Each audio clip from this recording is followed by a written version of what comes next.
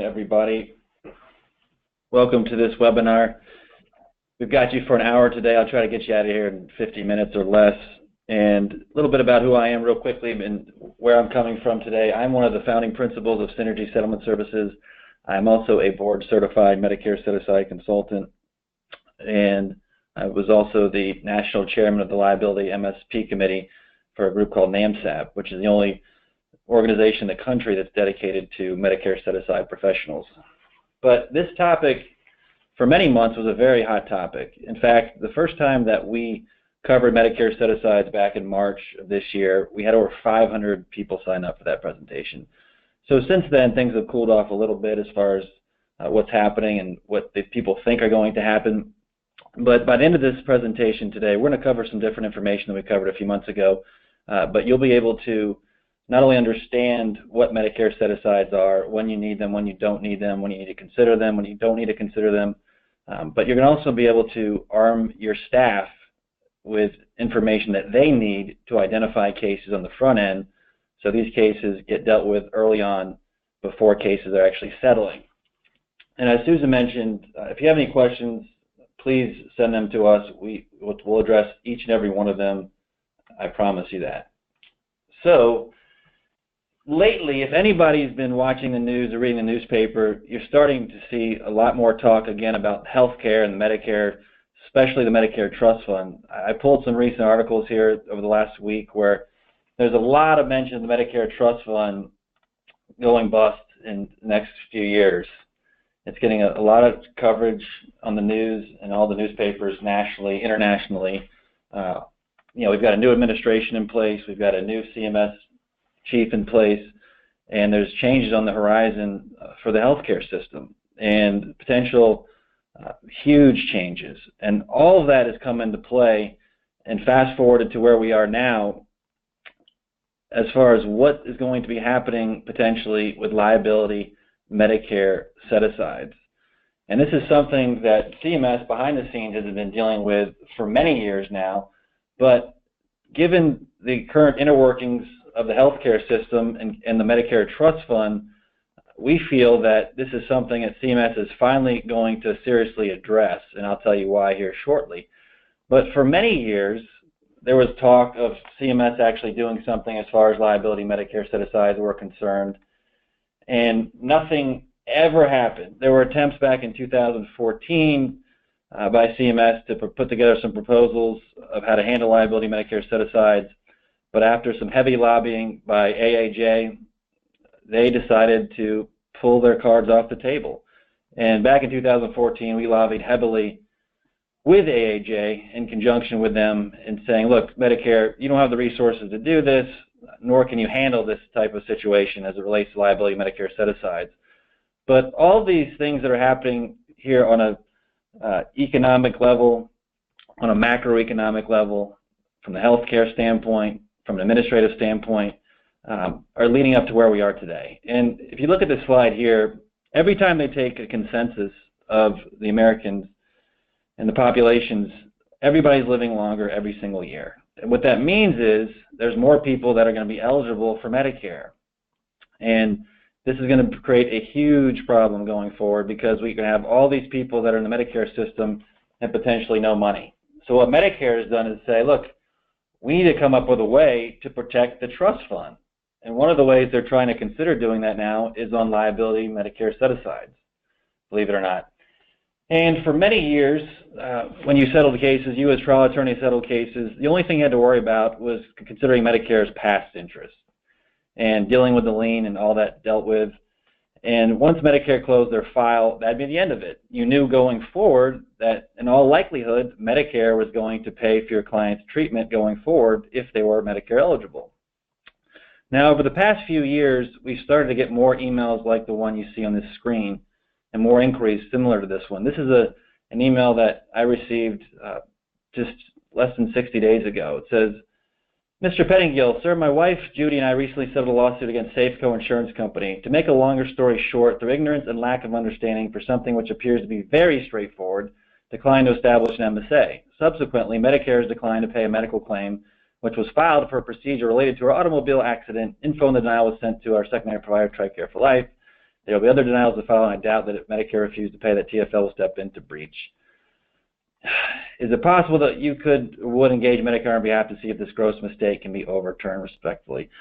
So this is a real-life story of a client whose wife obviously settled their case, and Medicare came back post-settlement and starting to deny claims on the basis that they recovered money as a part of their settlement. Therefore, they don't want to be stuck paying the tab for that accident-related care. And over the last 10 years or so, we probably have received less than 15 of those type of inquiries. But here in the last 3 to 4 years is when the bulk of those inquiries have been coming in. We've also received many inquiries as far as plaintiffs getting their treatment denied right out of the gate. So in this situation, what happened, the client actually received a new conditional payment notice from Medicare and said, look, you have 60 days to pay up or the interest is going to start running. We made a mistake. And they called us to try to help them fix that situation with Medicare. Now, again, as a skeptic by nature, this is something for years I never saw happening. It never was happening.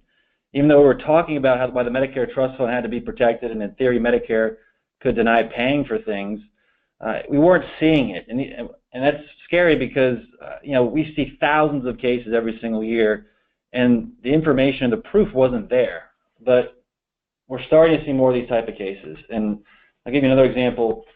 There was a situation last year where an attorney in the South called us up and said, Josh, you have to come to my law firm right away and talk to me about Medicare set-asides, because I settled this case 2 years ago for a client of mine who received about $75,000. It was a gross settlement.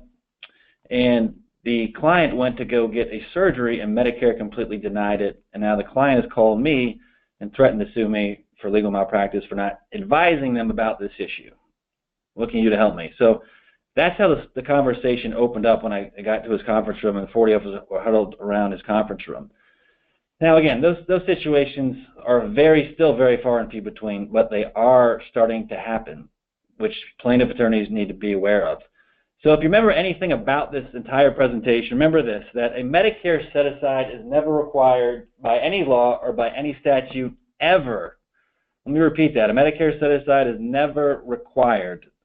A Medicare set-aside is simply CMS's preferred method of protecting the Medicare trust fund. Now, there are firms out there that are using scare tactics to tell our clients and insurance companies and everybody else that will listen to them that you have to do a Medicare set-aside in a lot of situations. And to take it a step further, they're putting information out to the marketplace that says, coming down the pipe, that Medicare is going to require that you have to do a Medicare set-aside. And nothing can be further from the truth as it stands today. Now, the regulatory landscape lays out like this. It started back in 1981 when Medicare came out with something called the Medicare Secondary Payer Statute. That was enacted.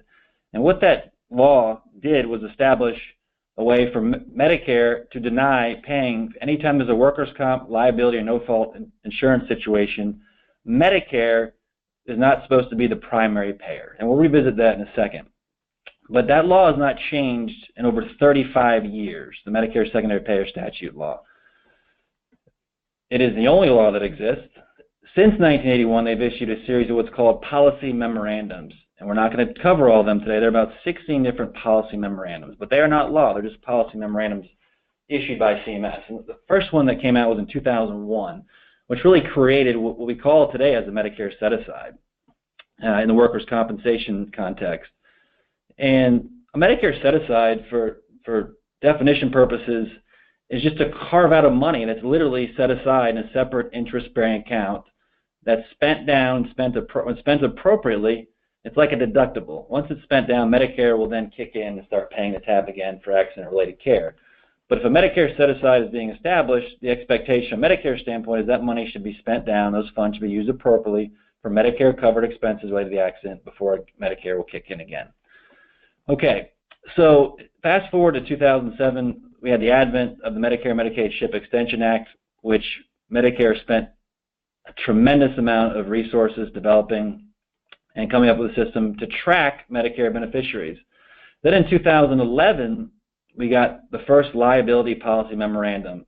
And we'll send you this, as a follow-up to this presentation today, we'll actually send you these policy memorandums so you have them. Some of these are more important than others, but the Stalcup memorandum is one of those. And the Stalcup memo is the one that says that a Medicare set-aside is never required by any law or by any statute. And also listed in that Style Cut Memorandum, it says what the roles are of the respective settlement parties, and that the plaintiff's responsibility, the plaintiff's attorney's responsibility is to identify whether or not future medicals are funded, and if they are, whether or not the Medicare trust fund has to be protected. So let's bring it back to fundamentals. If you settle a case for $100,000 today for Mr. Jones, and you give a check to your client, Mr. Jones, if some of that $100,000 included money for future medical care, the expectation is that money should be spent on medical care. So what can happen is, if Mr. Jones goes to treat for a surgery 6 months down the road for the slip and fall accident, and Medicare gets that bill, Medicare doesn't want to pay for that on the basis that, look, we don't have to pay for this. We know you recovered monies. This case was reported under Section 111. We know the body parts. We had conditional payments maybe against your case, but again, it was also reported to us. We don't want to pay. And that's the worst case scenario for plaintiff attorneys out there, is that you settle a case, you give your client a check, and you don't advise them on these issues and these potential implications of dealing with Medicare that are out there potentially. So in 2011, later on in 2011, let's bring it back to this, Medicare came out with their first policy memorandum that was issued from the regional headquarters of CMS. And this actually created a situation for when a Medicare set-aside is not required on liability cases. And anytime that you have a case where the treating physician will put something in writing short and sweet on their letterhead that says, as of today, there's no future accident-related care, there's no need to do a Medicare set-aside. That certification is a get-out-of-jail-free card for not doing a liability Medicare set-aside. So if you want to read in between the lines of that policy memorandum, the flip side of that is anytime there is potential future treatment, you should consider doing a Medicare set-aside. And we talked briefly about what happened in 2014 with something called the Notice of Proposed Rulemaking. This is when, again, CMS came out and first solicited the marketplace in 2012 is when it started and said, look, help us figure this out. Give us some ideas. And we're proud to say at Synergy, we were one of the folks that actually put together a framework for CMS to consider, again, working very closely with AAJ and our stakeholders, our clients being only plaintiff attorneys. We said, what's best for our clients? What things need to be considered if you're going to do something? What do you need to do? First and foremost, we were completely against it and adamant against them not doing anything. And ultimately, like I said before, they did pack up their bags and establish nothing as a result of the NPRM. So let's bring it back to the Medicare Secondary Payer Statute. This precludes Medicare payments for service to the extent that payment has been made or can reasonably be expected to be made promptly due to any of the following: workers' comp, liability, or no fault. Again, this is the only law that is in existence today about protecting the Medicare trust fund. And it doesn't even say anything about protecting the trust fund. All it really says is this little blurb says, look, we don't want to pay. We're not going to pay. From our standpoint, it's double dipping if you're receiving monies in one of these situations. And that's what's going on with Medicare and why they can potentially deny claims on that basis. It all ties back to the Medicare Secondary Payer Statute.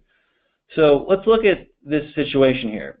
As it relates to conditional payments, I want to be very clear about something. Everybody has skin in the game on conditional payments, meaning the insurance companies, the primary payers, the plaintiff attorneys, the plaintiffs, everybody has skin in the game as it relates to conditional payments, right? And I'm encouraging everybody here to be proactive in making sure that you're handling the conditional payment side. There are firms out there, if you go out there and listen and Google, just Google webinars for MSAs, that are telling the insurance companies, you need to control this process, you need to cut the checks. That takes the power away from you and your ability to negotiate those claims. But again, everyone has skin in the game as it relates to conditional payments. As it relates to protecting Medicare's future interest, that is a plaintiff issue. And again, the plaintiff issue being that if they go to treat for something, Medicare could possibly deny paying for something, possibly being the key word. And it's up to, again, going back to what obligations are, it's up to the plaintiff attorney to decide whether or not future medicals are funded, and they need to educate their clients as to what the options are for potentially protecting Medicare's interest. Now, Section 111 reporting has been hugely important. Some of you have probably started to get requests from defense attorneys and insurance companies that are settling your cases for information about your client, the plaintiff, Mr. Jones or Mrs. Jones. Another takeaway from this presentation is I would encourage you to be very proactive in that communication as far as identifying what is actually compensable to the claim. What I mean by that is what body parts specific are compensable to the claim. What you don't want to happen, and what we've seen happen actually, is a case gets reported under Section 111 by the insurance company or by the defendant. 6 months down the road, the client goes to treat for something that was completely unrelated to the accident, and Medicare denies it because the wrong thing was reported. You don't want that to ever happen. And there are ways to avoid that happening. Our takeaways and best practices are, again, communicate on the front end once the case resolves what's actually compensable, what you're claiming. If it means revising your pleadings after the case settles, so be it. But also taking it a step further and even including in the release language the exact ICD codes that are compensable to this case. That way, even if they fail to report it correctly, you can fall back on the release and say, look, here's what we actually claimed, and here it is memorialized in the release itself. A lot of our clients are doing that just to make sure cases are getting reported. ICD-10 is here. This is a picture. I took a snapshot of this. I was at the doctor's office last week, and in every single room in the doctor's office, they had this little bulletin up there that ICD codes are here now. So what that means practically, in the old days, we had a system of 17,000 ICD codes, right? Now, fast forward a couple of years, there are over 140,000 ICD codes. So they're very specific, the way these things are being coded now. And if you ever have any questions about what the ICD codes are related to your case, you can always call our office. We have nurses, obviously in full disclosure, that do nothing but Medicare set-asides and deal with Medicare all day, every day. We also have a lien resolution department that deals with Medicare all day, every day. So please feel free to call us if you're ever in a situation where you don't know the appropriate ICD codes. We're happy to provide those to you. So this is actually a snapshot of the liability policy memorandum that we first mentioned, known as the Stalcup Memorandum. And I'm going to read this to you. It says, Medicare's interests must be protected. However, CMS does not mandate a specific mechanism to protect those interests. The law does not require a set-aside in any situation. The law requires that the Medicare trust funds be protected from payment for future services, whether it's a workers' comp or liability. There's no distinction in the law. The set-aside is a method of choice, and the agency feels it provides the best protection for the program and the Medicare beneficiary. Okay, so when this first came out, everyone anticipated that this would actually give us some clear guidance, when all it did really was make the waters even more muddier.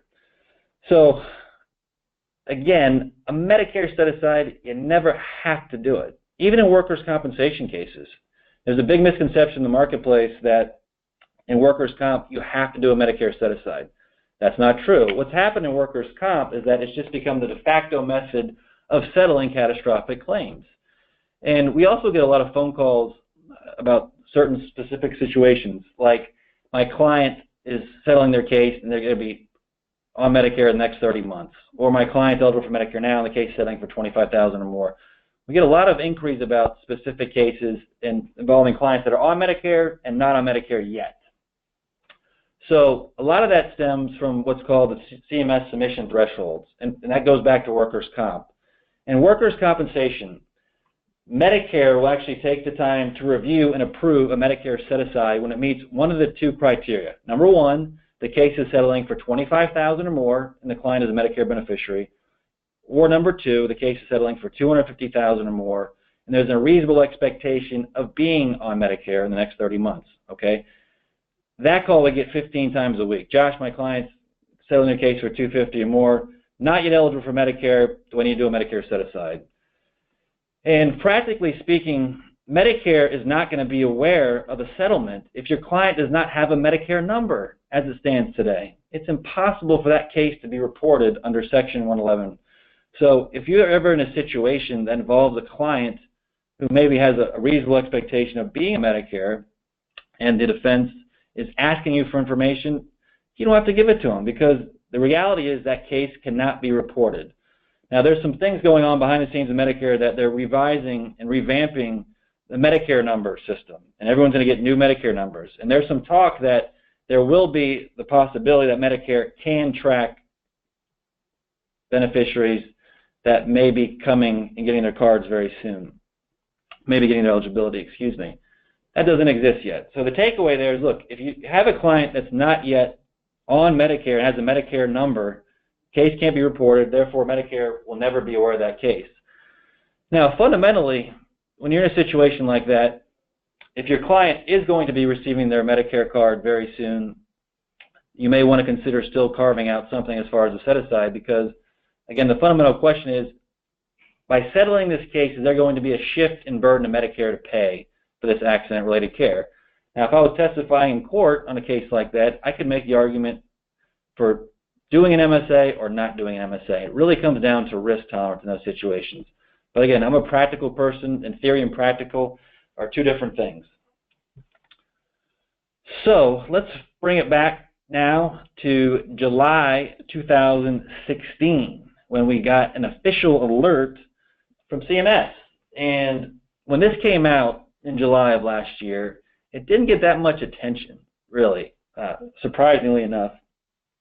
CMS came out and said, look, we're considering expanding into voluntary review process for liability MSAs. CMS is considering expanding its voluntary review process to include liability MSAs. So in workers' comp, even in workers' comp, you don't have to submit a Medicare set-aside. There are thresholds in place for when the Medicare will actually review them if you want to submit them. So CMS came out and said, look, we're considering expanding that voluntary review process to liability cases. It was the first time in a long time that we heard the word liability MSA pop up. Now, another takeaway and a practical takeaway from this presentation is, as it stands today, even if you were to do a formal Medicare set-aside analysis, if you were to try to submit that to Medicare for their review and approval, the odds are that they will never see the light. They won't touch it, they won't see it, they won't respond to it. I'll give you an example. In the regional offices of California and Florida, they won't even respond to a liability submission. So in the old days, they would send us a letter back saying, look, thank you for this submission. This is not a safe harbor. The Medicare trust fund still has to be protected. Oh, by the way, make sure you can handle the conditional payments. Have a nice day.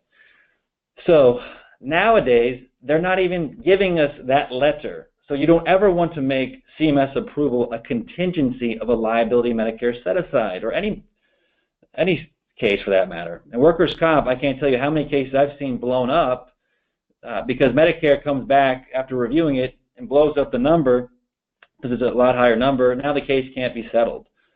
So it's a voluntary process on liability cases. They're not reviewing them unless they're 7-figure, 8-figure cases, what we've seen. So don't do it unless you have to do it.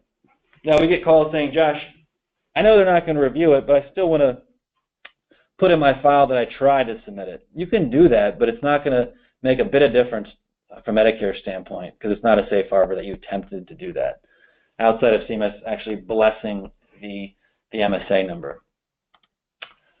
So fast forward from July to September. In September, there was a roundtable discussion that was held in Washington, D.C. This is an invite-only discussion, and I can talk about this meeting now because it's public knowledge, but I happened to be at that table. I got an invitation because I'm the national chairperson of the Liability MSA Committee. But in that room, it was very interesting. There were about 45 of the largest insurance companies and self-insured entities out there in the country, companies that you'd fight with every single day. And there was AAJ in the room, and there was Synergy and ourselves on the plaintiff side.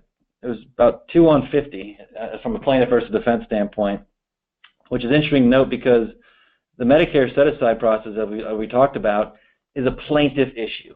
The problem that's happened stems from workers' comp, okay? So for years in the workers' comp space, the insurance companies are driving that ship. What I mean by that is they're going out there, they're hiring their own expert to come up with a number and deal with CMS. And your client is being held to that number once CMS reviews and approves that. So I implore you on this call, as things progress going forward, that you as plaintiff attorneys be proactive on taking control of the process. If there's going to be a process that comes out, you need to take control of it early on because you don't want the other side controlling your client's destiny in that regard and being at the mercy of them. So as a takeaway from that meeting that was held in D.C., there were a couple takeaways. The first takeaway is, interestingly enough, the insurance groups that were in that meeting said, look, we agree this is a plaintiff issue. We're just scared to death because we've got the deep pockets that Medicare is going to come back after us. And the roundabout argument that they've made is that what if CMS comes back and now refuses to pay, and now on top of that issues a new conditional payment statement, going back to everyone having skin in the game, can they come after us? That's a very far-fetched argument because, as you all know on this call, when the conditional payment is resolved, Medicare closes their file on that case. It's done with. So that argument can be thrown out the window. So as a result of that meeting, it was anticipated that CMS was going to do something and take it the next step very soon thereafter. But the stakeholders that were participating in that meeting actually drafted some letters and sent letters to all the CMS officials saying and pleading with them, look, you can't handle this. You have enough problems with the workers' comp Medicare set-aside system. You've got enough problems on the conditional payment side. Back away from this. This is too much for you to handle, just like it was in 2014. And of course, CMS officials never responded to that, unfortunately. Then in December of 2016, AAJ made a global announcement and a macro announcement to their members saying, look, we expect that CMS is going to announce a new policy starting early part of 2017. They made that announcement on record. And then fast forward a little bit later on in the month of December 2016, CMS was looking for a new review contractor. So as it stands today, there's a workers' comp review contractor that looks at all these cases that are submitted to them, right?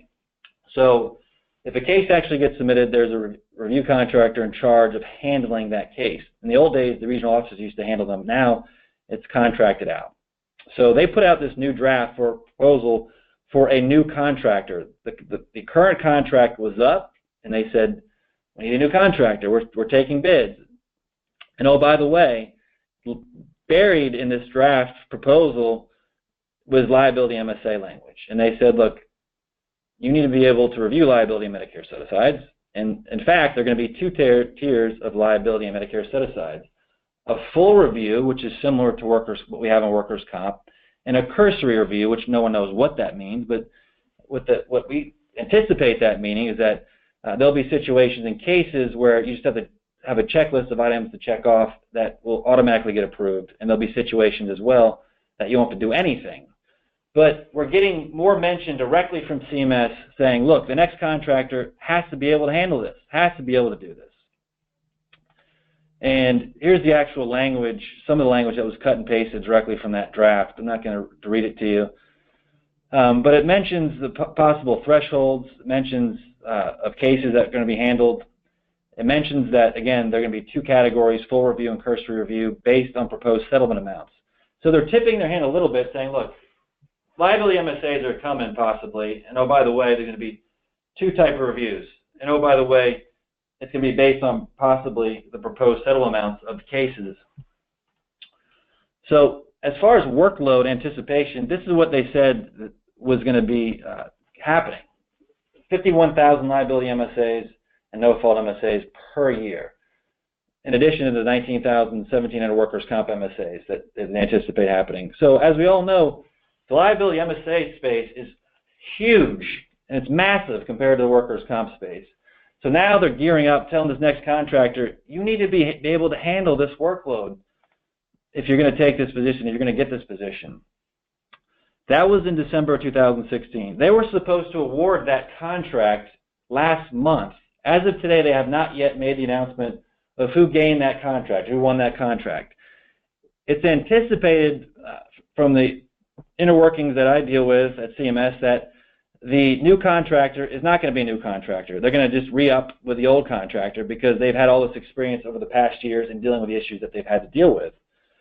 That's what's anticipated is going to happen. We don't know what's going to happen, but what I foresee happening is they are going to engage the previous contractor. But when they do make that announcement, I think they're also going to make that announcement and maybe mention liability MSAs again, firing a warning shot out there, look, that this is possibly coming. So then, after they put out this draft for proposal, they actually issued a formal alert to the medical community, which is something you very rarely see happening from CMS. as relates to this kind of stuff. And that alert got everybody freaking out. And I say everybody, insurance companies, plaintiff attorneys, interest groups, stakeholders, because this was something directly sent to the medical community. And it was very clear as to what they weren't going to do. It said starting October 1st, 2017, Medicare and their contractors will reject medical claims submitted post-resolution of a liability settlement on the basis those claims should be paid from a liability Medicare set-aside. So going back to the old days, in all likelihood, if a claim ever got submitted to the contractor, to Medicare would pick up the tab and pay that provider. Medicare is saying, look, that's not going to happen anymore. If there's a liability MSA on record, we are not going to pay for it. And buried also in that announcement, they said, liability no-fault MSP claims that do not have an MSA will continue to be processed under current MSP claims processing instructions. Is this good news? Possibly. We don't know what that means yet. It's up to interpretation of what that means. But I can tell you this, I don't anticipate CMS retroactively going back and saying, oh, by the way, you should have done a Medicare set-aside. Now, we've seen cases go back as far as 2 years where Medicare has come back and audited a file. I just don't see that happening because of the threshold and the resource involved to do that. So, going back to the tiered approach and what AAJ came out with a month later. AAJ, again, put their members on notice saying, look, the October 1st, 2017, they're going to start tracking liability MSAs and denying payments. And they're telling their members, you've got to be on the lookout for that, and this is possibly coming down the pipe. And for many years, it fell on deaf ears that this was a possible situation, and rightfully so. And as plaintiff attorneys, you know, the proof is in the pudding. There's people on this webinar right now that have probably handled thousands and thousands of cases, and they've never seen Medicare deny or refuse to pay for something post-settlement. That's a fact. That's the way it's been. Now, going forward, that is going to change. So in June, just this last month, we got something issued from Medicare's Learning Network. This wasn't a formal alert or formal announcement or anything like that, but posted on CMS's website, there's a division called the Medicare Learning Network. And their job is to actually take information, disseminate it in a way that's understandable to the medical community. So what they do is they process things, put it in a user-friendly format, and interpret that. And here's a snapshot directly from that memo, or that article, excuse me. It says CMS will establish two new set-aside processes, liability Medicare set-aside and no-fault Medicare set-aside arrangements.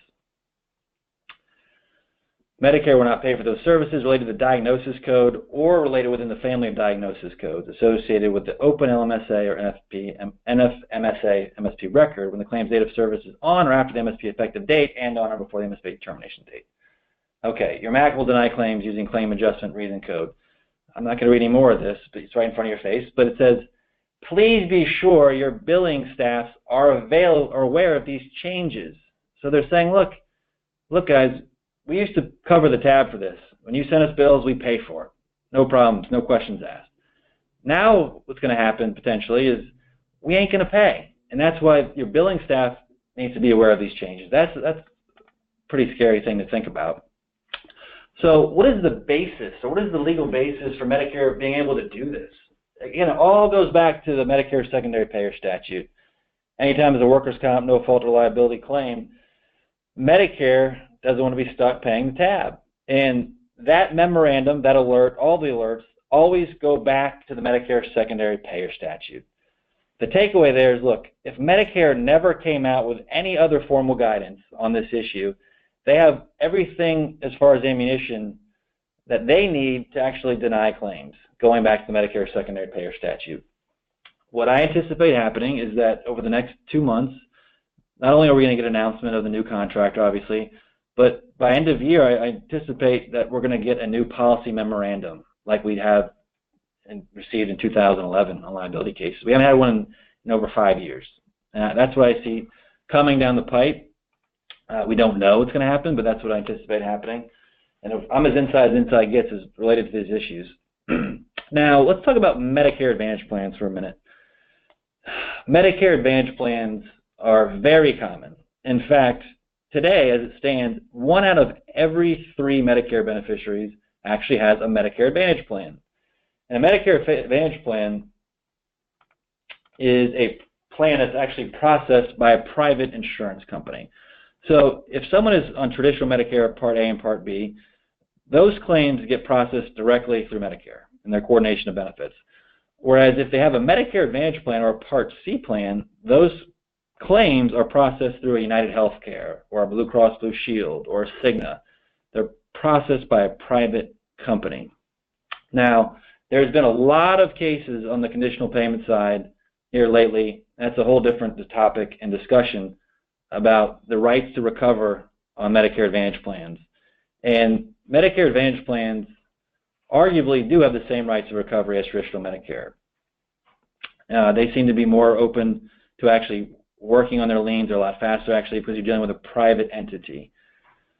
So we get these calls a lot. Josh, my client's on United Healthcare, Blue Cross Blue Shield, and Cigna.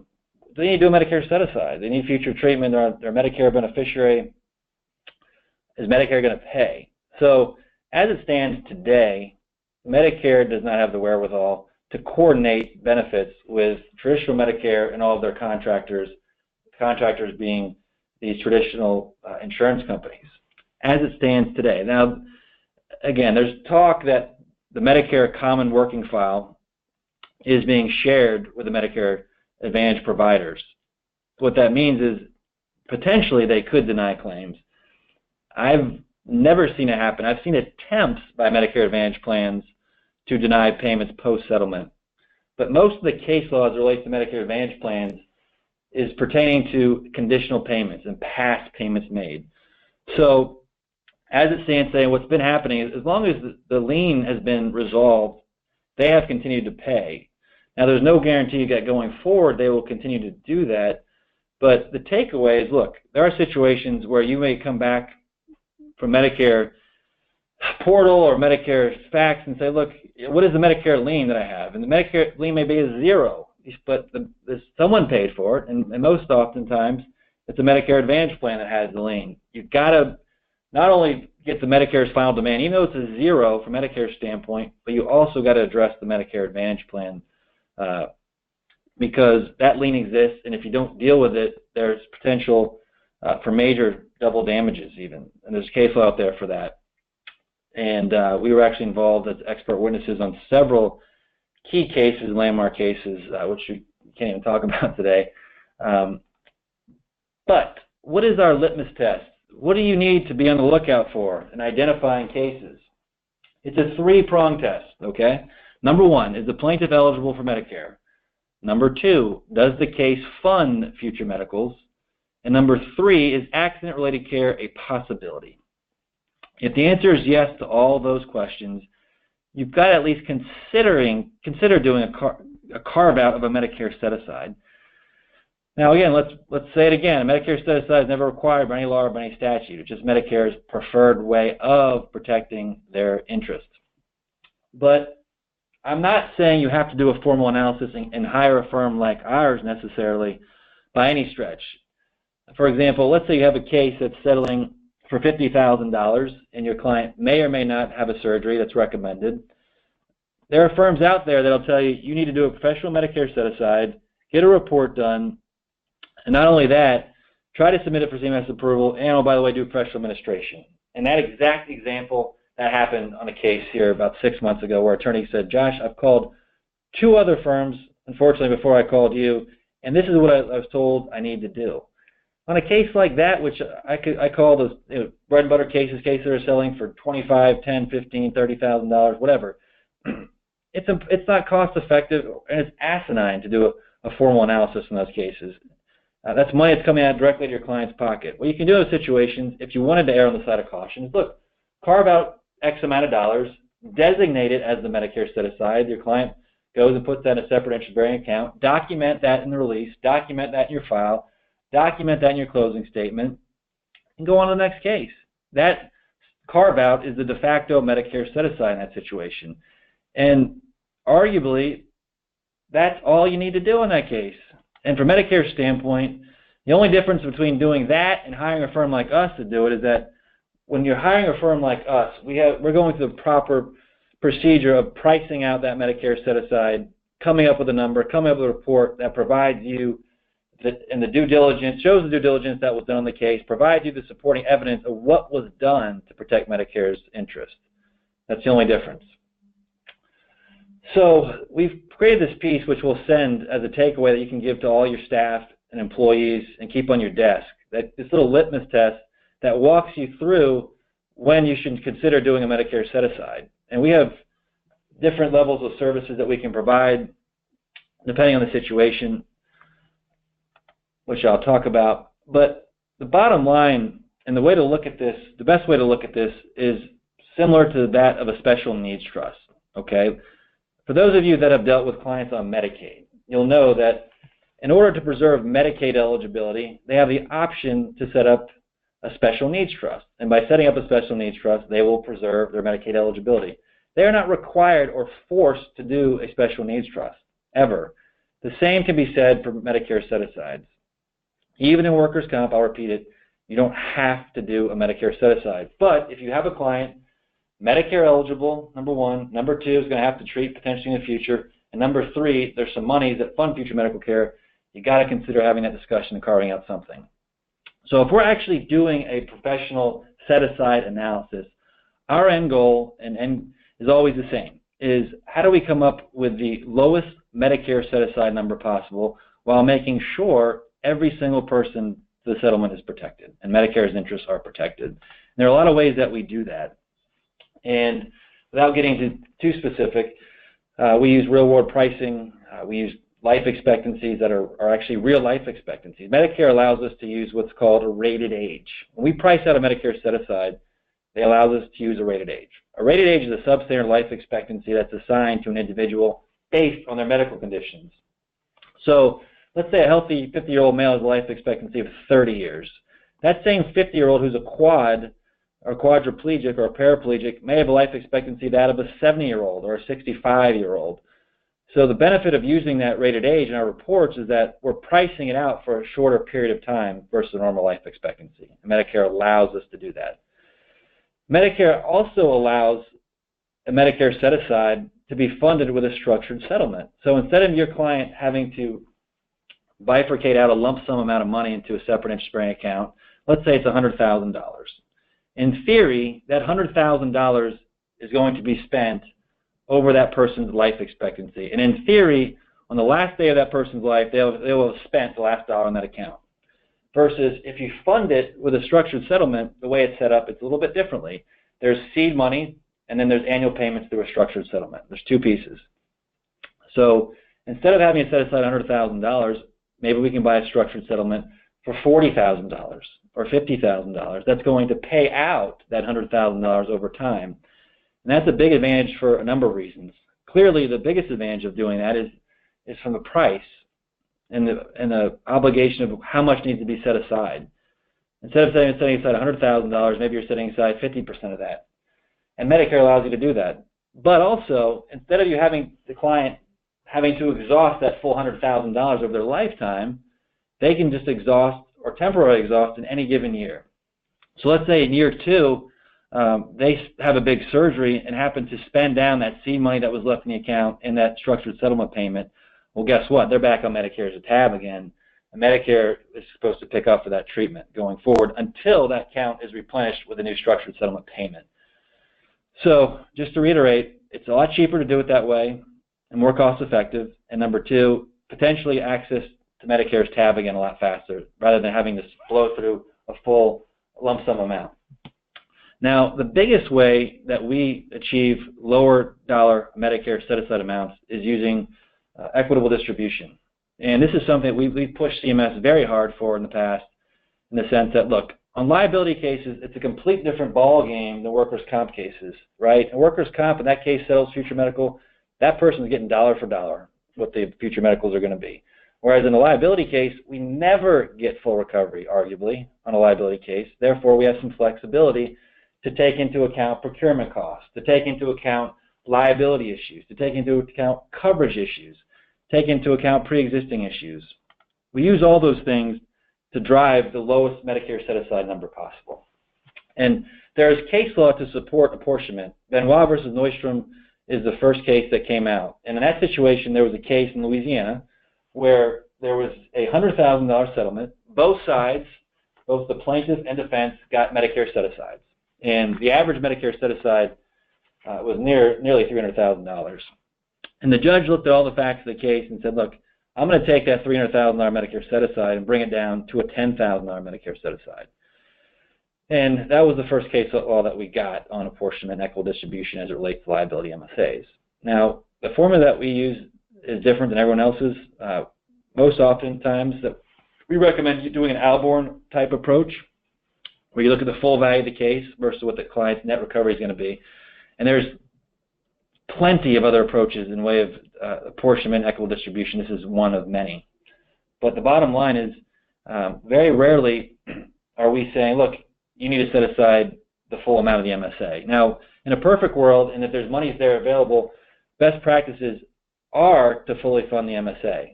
But again, that's very rarely happening on these liability cases. More often than not, we're doing some type of apportionment analysis. That way the client gets the most money in their pocket, free and clear to speak, versus having to set it aside for Medicare. So let's get to the finish line here. Best practices, you've got to go on the offensive from the very start of the case. You've got to identify right away, is my client a Medicare beneficiary? I can't tell you how many times I've been in mediations, maybe 2 or 3 times on end, the case of mediating, and at the 11th hour, the client says, oh, by the way, I got my Medicare card last week. And God bless our clients, most of them don't know what they're on, whether it be Medicare or Medicare Advantage plan or Medicaid. You've got to get all that information on the front end. I know you're doing that now, but you've got to take it the extra step and even start to confirm their eligibility with Social Security. Why is that important? It's important because once a client becomes eligible for disability benefits, they can get their Medicare card very soon. So the way that a person can be eligible for Medicare are just a few ways. Number one, they're age 65, obviously. Number two, they're on Social Security disability benefits. After 24 months, they get a card. They have end-stage renal disease, Lou Gehrig's disease, or a child is disabled with a deceased parent or disabled parent. So minor cases involving minors and Medicare set-asides are extremely rare. They're god-awful cases when we get involved. We have a couple right now involving end-stage renal disease, but they're very rare. What I don't want you to do is you're settling your average minor's case and there's no disability issues from a parent standpoint or a death of a parent, and you're agreeing to put language into your release that addresses Medicare or maybe handcuffs your client in the future. We're getting a lot of inquiries as well in this situation where you're settling that $10,000 case or that $10 million case, and you're getting 10 pages of Medicare release language. And most of it is either taken out of context or not applicable to your client. I can give you countless examples of this happening. You've got to be very careful as to what language goes into your release and what your client is agreeing to do. Because I've seen things happen, and without going into specifics, where attorneys have gotten in trouble because their clients get handcuffed into doing something or not doing something, like applying for disability benefits. You should engage experts like us. Now, obviously, this is a commercial, this slide here, but everyone here at Synergy takes calls on cases every single day. And my partners and I, our cell phones are on our cards. You can call us anytime if you have questions about cases. We're happy to address them all day, every day. But how we can help your law firm is a number of ways. We can just help you decide whether or not an MSA should be needed. We can help you fund the MSA if there's going to be one. Using a structured settlement, we can quarterback that process. Not only doing the structured settlement, pricing out, making sure your client gets the best deal, we can control that. We can also help quarterback the reporting and making sure that the right information gets reported. Conditional payments, we have an entire lien resolution department that does nothing but negotiate with Medicare all day, every day. That's their job. Your time is better spent doing other things. You need to throw that over to us and let us handle that. That's a cost that goes to your client ultimately, and ultimately we'll help you get more money in your client's pocket. We're not a law firm. We have a lot of lawyers that work for us. We're happy to help and advise on release language when applicable. and help you protect your file, protect your firm. That's important. We have CYA documents for everything. We have waivers that we can send you as a postscript to this presentation that you can document your files with. And the other thing we offer is Medicare waiver and compromise. So as we all know, once you get that final demand for Medicare, the juice starts running if you don't pay it. So what we've been developed the last few years, we've recovered close to $4 million now. This slide's a little outdated. Post-settlement, post-final demand on cases. And a lot of our competitors thought this is impossible, this is not a real service. But what we're doing is going back. It's not a guarantee that we're going to get money back once you've paid off that final demand, but it's better than appealing it. The appeal process takes forever, and we don't charge anything unless we're able to recover money on behalf of your client. And Medicare, this is a real check that you see on this slide is a real check. And typically we're getting these waivers done through what's something called a waiver and compromise, or a hardship waiver specifically. And I mentioned the hardship waiver, and I've told the story countless times, but it's important to note that we had a client a couple years ago that was a very tragic case. It was a grandmother who was at her granddaughter's birthday party, and the place got shot up. Her own daughter died. She got shot 14 times. It was a negligence case, and they recovered multiple millions of dollars. And you would anticipate that Medicare would say, look, we know you got millions of dollars. We're not going to even think about giving you money back. But there was a $160,000 lien, which Medicare waived in its entirety based on the situation. So the takeaway there is, look, a couple things. It is possible to get money back from Medicare after you've paid off that final demand. And to take it a step further, we've gone back as far as almost 3 years post-settlement and got money back for our clients. And again, there's no fee for us to do that. We're only going to take a percentage of the savings if we're able to get any money back. Active communication. We're at the finish line here, folks, I promise. You got to collaborate with the parties from the start. Got to be in constant communication whether or not this case that you're selling funds future medicals, whether or not you're claiming future medicals. You got to be in constant communication with the doctors, whether or not this client's going to have to treat in the future or not. ICD codes, I can't stress how critical those are. I've said that multiple times. I'm not going to say it again, but you've got to be in communication with the other side and in agreement as if there's going to be a Medicare set aside, how much is going to be set aside, who's going to control that process, and is it necessary? And we've actually had to get involved on cases and take it the distance as far as going to court to get the court's blessing on a number as far as what should be set aside because the defendant was not in agreement with the plaintiff. And that's a last resort on these cases, but we've had to do that on many occasions. Some of our clients proactively will do this on all their cases. Their large 7-figure cases or 8-figure cases, they'll just automatically get the court's blessing on what the MSA should be as far as a carve-out of a percentage. And that happens, again, as a last resort. I'm not advocating for that, but if you have to do it, you have to do it. Some of our clients also get a Medicare set-aside done on all their cases. So they identify a Medicare set-aside candidate. They say, Josh, you know what? I'm going to build this into my demand package, right? And so they'll engage us to do a Medicare set-aside estimate and say, look, I'm going to put this in my demand. And we know the insurance company is scared to death of this issue. So we've had countless situations where the Medicare set-aside has been used offensively. I'll give you an example of a case recently in Chicago where there was a life care plan and there was also a Medicare set-aside that was done. And going back to how we reduced these MSAs on the back end, the plan all along for that case was to do such a thing. But the carrier said, look, we're going to pay you this amount of money to fund the life care plan, but we're also going to pay you the full value of the Medicare set-aside. And by doing that, they actually put a lot more settlement dollars in the client's pocket ultimately by having that Medicare set-aside done. Again, it's a nice way to build damages on the appropriate case. Let's bring it back now. If future medicals are going to be necessary, are funded, you've got to educate your plaintiff on the risk. And then you got to select the appropriate solution and document your file. At the end of the day, you can't force your clients to do a Medicare set-aside, but you can educate them. We can come in and do a Medicare set-aside consultation with them where we as experts come in and say, look, we're helping you. We're explaining these potential implications of doing an MSA or not doing an MSA. And if they say, Josh, you know what, we want to do an MSA, we'll apply the fee that we charge to do that consultation as a credit to any workup of a full allocation. But if they say, Josh, thanks, but no thanks, I'm going to pass, then we prepare a very comprehensive waiver and affidavit for the client to sign after that consultation. A Medicare set-aside estimate I just mentioned, this is typically done for cases that are potentially settling for $250 or less. It's an abbreviated allocation. It doesn't have all the bells and whistles and that Medicare wants to see in their reports. The full allocation is best practices always when there's future medical is necessary, a Medicare beneficiary, and money to fund. We recommend the full allocation. We charge $1,500 for our Medicare set-aside estimates, and we charge $2,250 for our full allocation.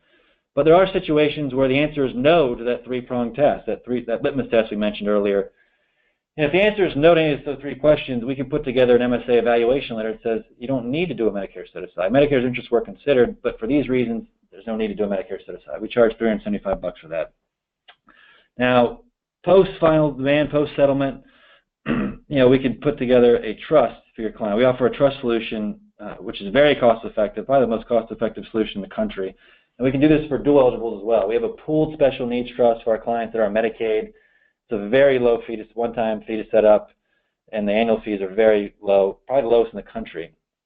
We've got to a point now on Medicare set-asides where most of the time it's just a flat fee of $750 of maybe a couple $1,000 one-time fee, depending on the allocation. And then if you have a client that's dual eligible on Medicare and Medicaid, we can set up both a special needs trust for the corpus of the funds that aren't going in the MSA, and then a separate trust for the Medicare set-aside account. Next steps. If you're interested, we're happy to come at no charge and do training and education programs for your law firms, whether it be your paralegals, your assistants, your other attorneys, your line attorneys, staff attorneys. We're happy to do that. You can come in there. It takes 1 hour. We're in and out of there. You actually earn CLE credits in most instances, depending on what state you're located in. If you need CLEs, we'll get them approved no matter what. And we can help you audit your files. A lot of what we do is again, attorneys saying, Josh, here are the cases I have. Tell me what I need to do, or tell me what I need to be on the lookout for. We do that on a lot of cases for many of our clients. And here's a link to refer us cases. Again, a little advertisement for Synergy. And now some of you will hear this presentation and say, Josh, you know what, I'm not sweating this Medicare set-aside issue, and that's perfectly fine too. But there are other things that we offer as far as services. Synergy is the only plaintiff-based settlement company in the country that's able to offer the services you see on this screen. When we first started the company, my partners and I were in mediation probably on average 3 or 4 times a week, and the same issues kept popping up every single time. What do we do with Medicaid? What about the Medicare lien? Do we need to set up a special needs trust? What about putting together a comprehensive financial plan? So what we did was go out there and hire all the appropriate experts under one roof to handle these types of services. So when you, the trial attorney, sell your cases, you can hand that off to one firm who has all the experts to get the job done and get the case to the finish line. I mentioned healthcare lien resolution services. That department, for most services, charges on a percentage of savings. And if there's no recovery or no additional recovery, we're not going to charge you. It's a free roll for your clients in that regard. We have a lot of clients that want to handle the lien on the front end and then say, Josh, you guys take it from here. That's perfectly fine too. Medicare secondary payer compliance we've talked about ad nauseum today. The pool special needs trust is something you've got to consider if you have a client that's on Medicaid. And we also have waivers that we can send you for your clients, because God bless our clients, most of them don't want to set up a special needs trust.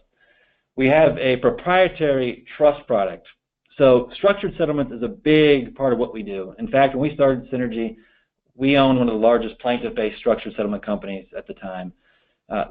Structured settlements are key to any type of planning, whether it be for a minor or whether it be for a catastrophically injured person.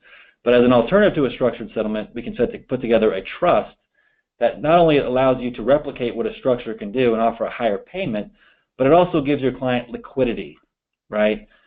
And it also gives your client benefit preservation, like Medicaid. So it can be customized, this trust, depending on the client's situation. And settlement planning consulting services, we're in mediations all the time. We'll attend that on our own dime all day, every day, whether it be flying to California or Canada or wherever it may be. We're happy to do that if the case warrants doing that for no charge. tax deferral mechanisms. There's traditional fee structures that are available that some of you may have done. Instead of you taking a big haircut on a large fee in any given year, you can defer those payments out, whether it be to a traditional structured settlement, or there's other options now where you can choose investments that are tied to market performance. QSF administration is huge.